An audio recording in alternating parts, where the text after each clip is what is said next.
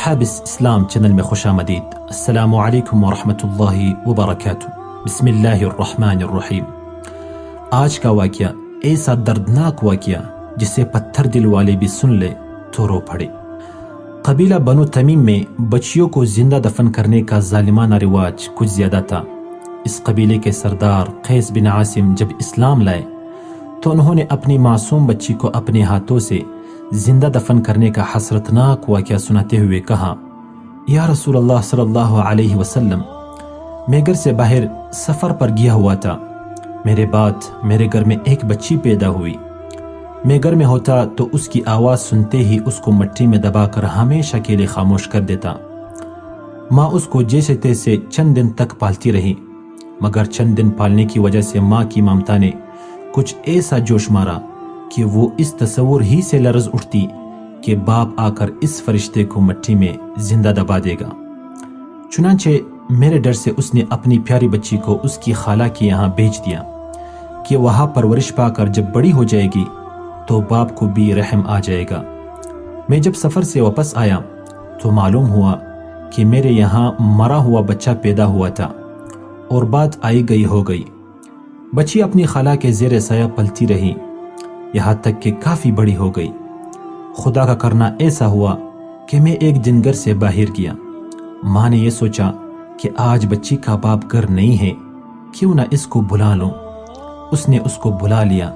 شامت اعمال، کچھ دیر کے بعد باپ بھی گھر پہنچ گیا۔ کیا دیکھتا ہوں کہ نہایت خوبصورت بنی سنوری پیاری بچی گھر میں ادھر سے ادھر دوڑ رہی ہیں۔ میرے دل میں ایک انجانی محبت نے جوش مارا۔ بیوی نے بھی میری نگاہوں کا انداز دیکھ کر بھانپ لیا کہ پدری محبت جاگ اٹھی ہے اور خوشی کا اثر رنگ لے آیا ہے۔ میں نے بیوی سے پوچھا، نیک بخت، یہ کس کی بچی ہیں؟ بڑی پیاری بچی ہیں۔ اور بیوی نے سارا قصہ سنا دیا۔ میں نے بے اختیار بچی کو گلے سے لگا لیا۔ ماں نے اسے بتایا، تیرے باپ ہے، اور وہ مجھ سے چمٹ گئی۔ باپ کی محبت پا کر وہ تو کچھ ایسی خوش ہوئی کہ ابا ابا کہتے اس کا گلا نہ سوکھتا تھا، اور جب وہ ابا ابا کہہ کر میرے پاس دوڑتی آتی تو میں اسے گلے لگا کر عجیب سکون سا محسوس کرتا۔ اسی طرح دن گزرتے رہے اور لڑکی محبت کے سائے میں ہر فکر سے بے پرواہ پرورش پاتی رہی۔ مگر اس کو دیکھ کر کبھی کبھی میں سوچتا ہوں، اس کی وجہ سے مجھے داماد والا بننا پڑے گا۔ مجھے یہ ذلت برداشت کرنا ہوگی کہ میری لڑکی کسی کی بیوی بنے۔ لوگوں کو کیسے منہ دکھاؤں گا؟ میری تو ساری عزت خاک میں مل جائے گی۔ اور آخر کار میری غیرت نے مجھے جھنجھوڑا۔ میرے صبر کا پیمانہ لبریز ہو گیا، اور میں نے طے کر لیا کہ اس ذلت کے سامان کو میں دفن کر کے ہی دم لوں گا۔ میں نے بیوی سے کہا، لڑکی کو تیار کر دو، ایک دعوت میں اپنے ساتھ لے جاؤں گا۔ بیوی نے اس کو نہلایا دہلایا، صاف ستھرے کپڑے پہنائے اور بنا سنوار کر تیار کر دیا۔ بچی بھی خوشی سے چہک رہی تھی کہ اپنے ابا جان کے ساتھ جا رہی ہوں۔ میں اسے لے کر ایک سنسان جنگل کی طرف چل رہا تھا کہ رات ہو گئی۔ بچی کو دتی بھانتی خوش خوش میرے ساتھ ساتھ چل رہی تھی، اور مجھ سنگ دل پر یہ جنون سوار تھا کہ جلد اس شرم کی پتلی کو مٹی میں دبا دوں۔ بچی کو کیا خبر تھی؟ معصوم بچی خوشی میں کبھی میرا ہاتھ پکڑتی، کبھی مجھ سے آگے آگے دوڑتی، کبھی پیاری زبان میں باتیں کرتی، یہاں تک کہ میں ایک جگہ جا کر رک گیا۔ پھر میں نے زمین میں گڑھا کھودنا شروع کیا۔ بچی حیران تھی کہ ابا جان یہاں سنسان جنگل میں یہ گڑھا کیوں کھود رہے ہیں، اور پوچھتی، ابا یہ کیوں کھود رہے ہیں؟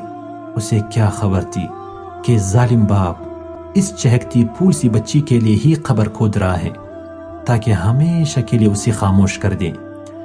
گڑھا کھودتے ہوئے جب میرے پیروں اور کپڑوں پر مٹی آتی تو معصوم بچی اپنے چھوٹے چھوٹے پیارے اور نازک ہاتھوں سے مٹی جھاڑتی اور تتلی زبان میں کہتی، ابا آپ کے کپڑے خراب ہو رہے ہیں۔ جب میں نے گہرا گڑھا کھود لیا تو ایک دم اس بے گناہ ہنستی کھیلتی بچی کو اٹھا کر اس گڑھے میں پھینک دیا اور جلدی جلدی اس پر مٹی ڈالنے لگا۔ بچی مجھے حسرت سے دیکھتے ہوئے چیختی رہی، ابا جان، میرے ابا جان، یہ آپ کیا کر رہے ہیں؟ ابا آپ کیا کر رہے ہیں؟ ابا میں نے کچھ بھی تو نہیں کیا ہے، ابا آپ مجھے کیوں مٹی میں دبائے جا رہے ہیں؟ اور میں بہرا، اندھا اور گونگا بنا اپنا کام کرتا رہا۔ یا رسول اللہ صلی اللہ علیہ وسلم، مجھ سنگ دل اور ظالم کو ذرا بھی تو رحم نہ آیا اور بچی کو زندہ دفن کرنے میں اطمینان کی سانس لیتا ہوا واپس آ گیا۔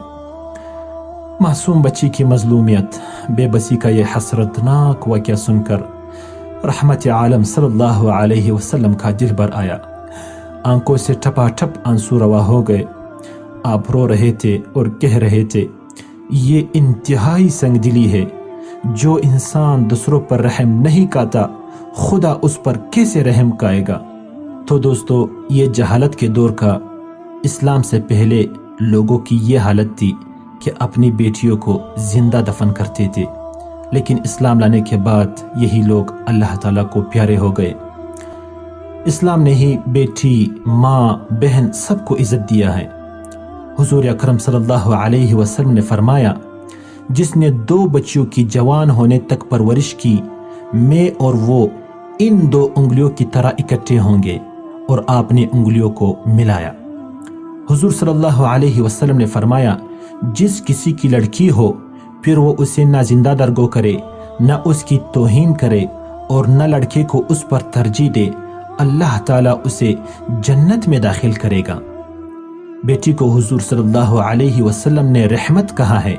آپ صلی اللہ علیہ وسلم نے فرمایا، جب باپ گھر کوئی چیز لے کر جائے تو بچوں میں سے پہلے بیٹی کو دے۔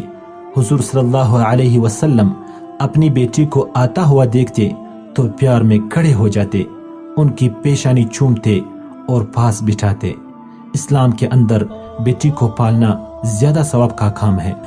اللہ پاک ہمیں اپنی بیٹیوں کی قدر کرنے کی توفیق عطا فرمائے اور ان کی خدمت کرنے کی توفیق عطا فرمائے، تاکہ ہم اس کے ذریعے اپنے آپ کو جنت میں داخل کر سکیں۔